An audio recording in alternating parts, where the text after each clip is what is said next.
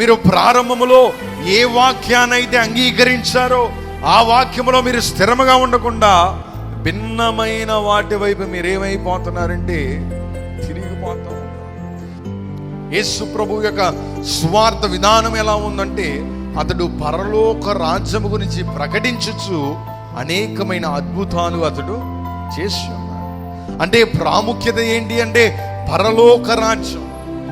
ప్రాముఖ్యత ఏంటంటే పరలోక రాజ్యము సంపాదించుకోవడమే ప్రాముఖ్యత. దాని తర్వాత ఏంటంటే స్వస్థతలు, దాని తర్వాత ఏంటంటే విడుదలలు, దాని తర్వాత ఏంటంటే ఆశీర్వాదము, దాని తర్వాతే దీవెన. కానీ క్రైస్తవ సమాజం మీరు చూడండి ఎలా మారిపోయిందంటే, పరలోక రాజ్యము సంగతి దేవుడు ఎరుగు, కానీ మాకేం కావాలంటే స్వస్థత, మాకేం కావాలంటే ఆశీర్వాదం కావాలి. భిన్నమైన సువార్త తట్టి ఏమైపోతున్నారంటే తిరిగిపోతున్నారు.